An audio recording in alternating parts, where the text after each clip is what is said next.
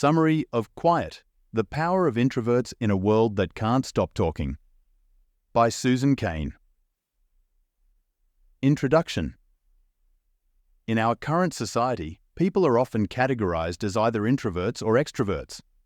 Extroverts are typically viewed as the ideal, characterized by their sociability, outgoing nature, and leadership qualities. Conversely, introverts are often seen as socially awkward, quiet, and hesitant to assume leadership roles. This societal preference for extroversion has historical roots. Business leaders in the Western world have long been perceived as bold, domineering, and decisive. However, Susan Cain argues that extroverted leaders have their flaws, and that understanding the strengths and differences of both temperaments is crucial. Cain explores the history of extroverted leadership, cultural variations in personality ideals, and the potential for introverts and extroverts to collaborate effectively. Chapter 1. The Rise and Myth of the Charismatic Leader.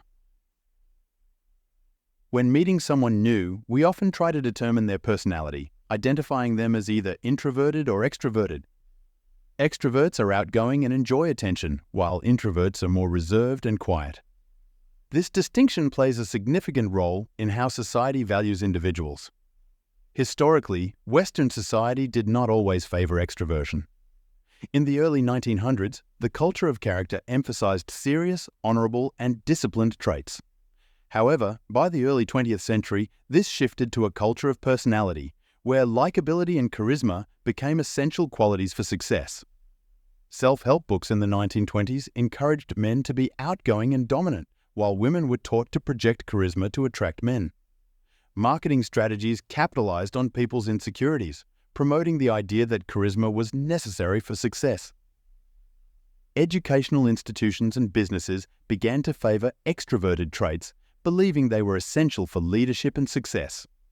However, successful introverts like Bill Gates, Charles Schwab, and Brenda Barnes challenged this notion, demonstrating that charismatic leadership is a myth. Introverts can achieve great success, disproving the extrovert ideal. Chapter 2. The Power of Soft Power.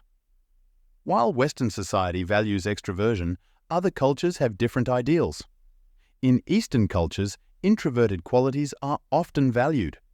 For instance, in Cupertino, California, the influence of Asian and Asian American students has created a school environment focused on academics rather than social hierarchy. This reflects Asian cultural values of quiet study and respect for authority. Researcher Robert McCrae documented these cultural differences, noting that Asian cultures favor introverted communication and leadership styles. Asian-born and Asian American business professionals recognize these differences but agree that neither style is inherently superior. Preston Nee, a communications professor, argues that people can adapt to different leadership styles. Soft power, characterized by kindness, respect, and quiet persistence, can be as effective as Western extroverted leadership. Examples like Mother Teresa and Gandhi illustrate the power of soft leadership. Chapter 3. The Power of Working Alone. Despite the belief that extroversion correlates with success, many successful individuals, such as Bill Gates and Steve Wozniak, are introverts who thrive in solitude. Susan Cain argues that the new groupthink, which emphasizes group dynamics for creativity and innovation, may not be as effective as individual work. Steve Wozniak's memoir highlights that his most important creative breakthroughs occurred when he worked alone. Introverts often excel in creativity when they have time for solitary concentration.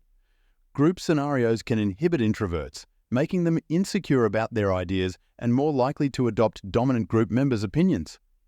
While collaboration has its benefits, Cain suggests balancing group work with individual efforts to maximize productivity. Companies like Pixar and Microsoft have adopted flexible work environments that allow for both collaboration and solitary work. Chapter 4. The Orchid Hypothesis. The nature versus nurture debate explores whether genetics or environment shapes our personalities. Jerome Kagan's research with infants exposed to various stimuli showed that some infants are highly reactive, indicating a predisposition towards introversion, while others are low reactive, indicating extroversion. The amygdala, which processes sensory input, plays a significant role in these reactions. Introverted children with sensitive amygdalas thrive in nurturing environments but may struggle in overstimulating or pressured settings. This leads to the Orchid Hypothesis, which suggests that introverted children, like orchids, flourish in the right environment but can shut down in adverse conditions. Extroverted children seek out additional stimuli and can thrive in various environments, though they may be prone to riskier behaviors. Both nature and nurture significantly influence personality development. Chapter 5. Introverted versus Extroverted Leaders. Which personality type is better for leadership? Extroverted leaders are often seen as more effective due to their assertiveness and ability to motivate others. However, introverted leaders have unique strengths. An experiment involving teams folding t-shirts showed that extroverted leaders provided clear instructions but were less open to team members' suggestions. Introverted leaders, on the other hand, were more receptive to input and fostered collaborative improvements. The financial crisis of 2008 illustrated the risks of extroverted leadership in the financial sector, where high-risk decisions led to significant losses. In contrast, introverted leaders who took a cautious, reflective approach, like Seth Klarman of Bohr Post Group, managed to thrive during the crisis. Thus, while extroverted leaders may excel in straightforward tasks, introverted leaders are better suited for environments that require collaboration and careful consideration. Chapter 6. When to be more extroverted. There are times when introverts may need to adopt extroverted behaviors to achieve certain goals. Brian Little's free trait theory suggests that people can change their personality traits to succeed in specific situations. For example, an introverted professor might adopt extroverted behaviors, such as projecting their voice and taking longer strides to effectively teach and engage students. While adopting these free traits can be effective, it is also exhausting for introverts, who need to recharge in quieter, more solitary settings. Balancing the adoption of extroverted behaviors with periods of solitude can help introverts achieve their goals without becoming overwhelmed. Chapter 7. Cooperation of temperaments.